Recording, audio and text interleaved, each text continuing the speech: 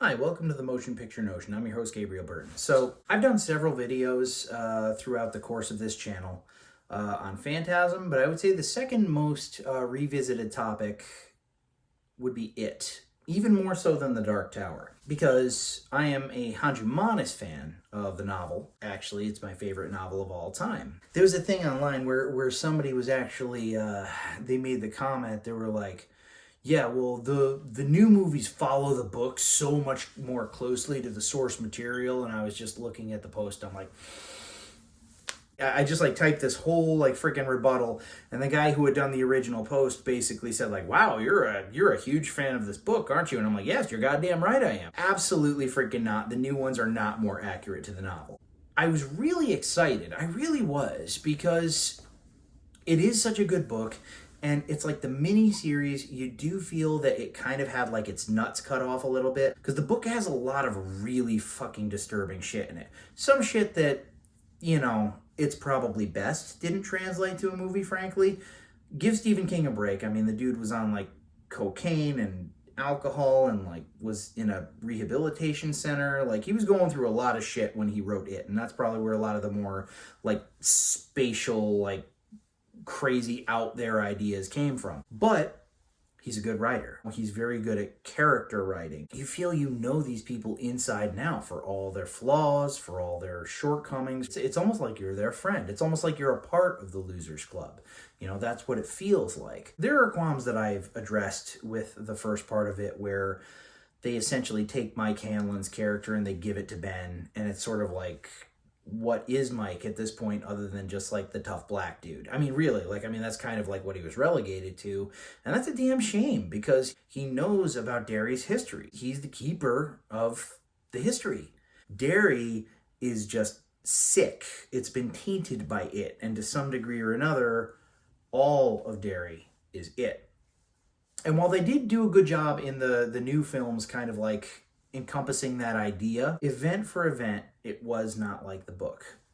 The miniseries, you can say a lot of things haven't aged well. A lot of the special effects are corny. The spider at the end is very corny. I'll extend an olive branch about the way the spider looked because, again, it was a made-for-TV movie in 1990. They didn't have like these amazing CG special effects, okay? Like the shit that happened in Terminator 2 a year later was like groundbreaking, and that went out to theaters. You know what I'm saying? So I wouldn't have expected like something that amazing from the ending. However, when it takes the form of a spider at the end of the book, they establish, and I mean, actually, to be fair, they do establish this in the miniseries as well, that the spider is not it per se. The spider is the closest thing to its actual form that it can take that the human mind can register. Tim Curry even says that before you see the spider, like, you'll never see me. You'll see only what your, little mind will allow. That was a horrible, I wasn't even trying to do an impression there, so let's just let that go. But the thing is, it was a lot more cerebral. Like, it's not like once the spider came, it was just this big dumb monster that just started killing people. It communicated via telepathy, via the ritual of Chud.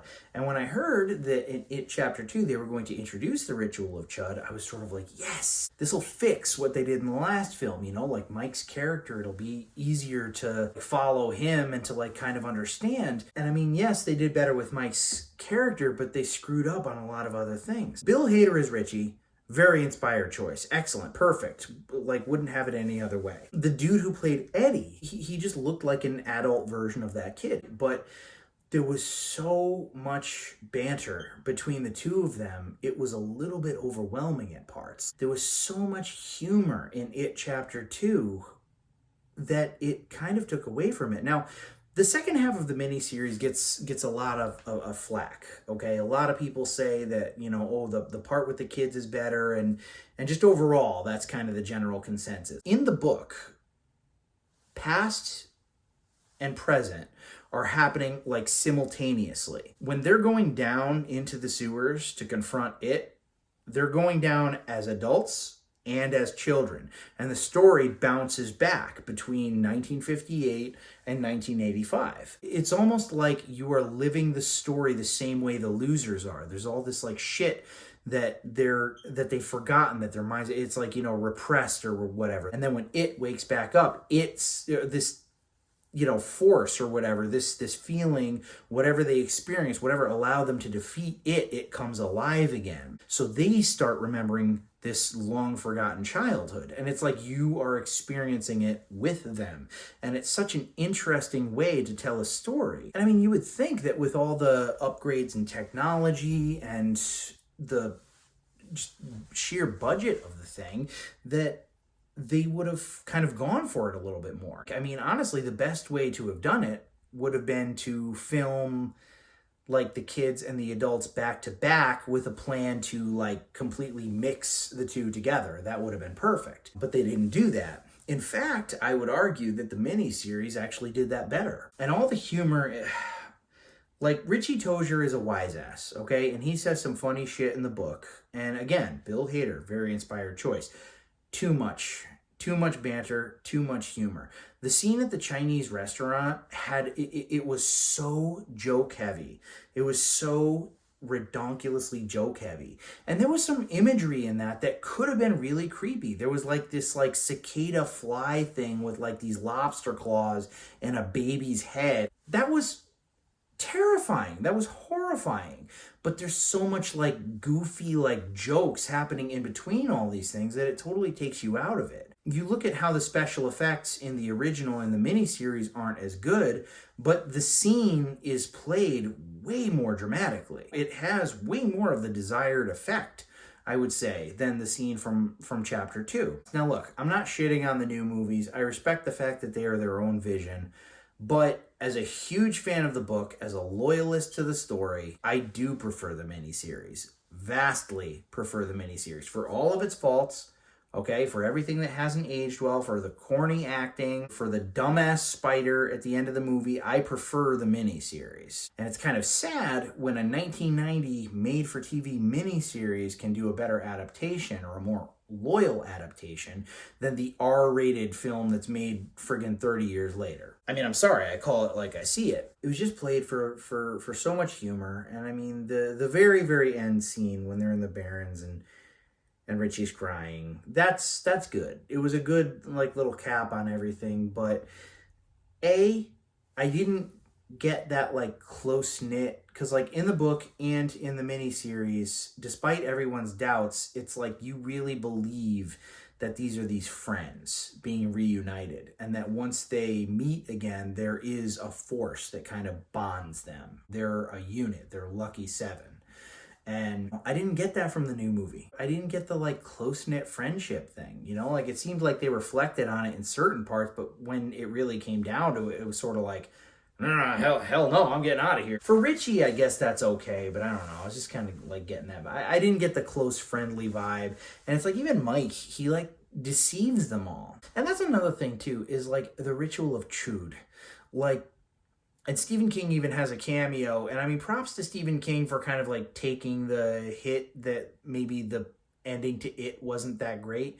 But I think that's a cop-out. And I think the Stephen King Dark Tower has a recent history of kind of copping out on the adaptations of his work, you know, or sort of like not defending it enough, or sort of being like, oh yeah, it wasn't that great. As it was, Stephen. I read the book that you wrote, and I freaking loved it. And you painted a clear enough picture that they could have depicted the ritual of Chud and not chickened out. They mentioned it. They brought it up like it was this whole thing that was going to happen.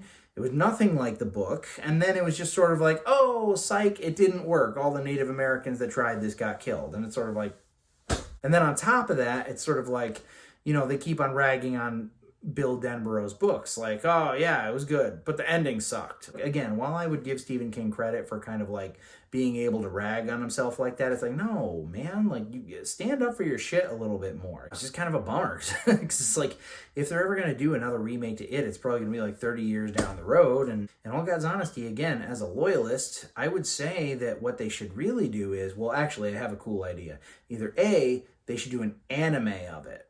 Okay, like the Japanese should do an anime of it, because I think that they would follow the source material, and I think that it would be good.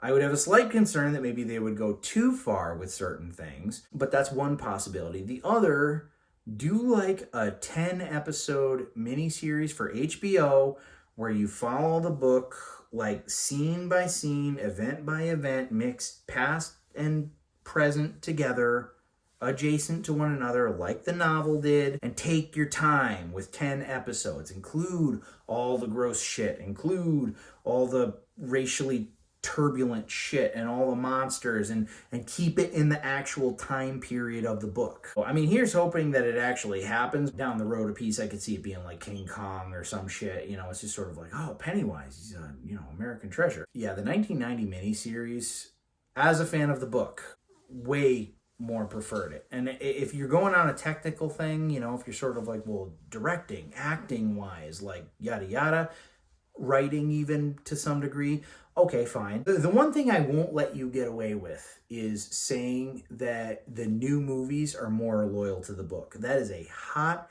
steaming pile of bullshit, and I will fucking fight you on that. That is not true. And that's all she wrote.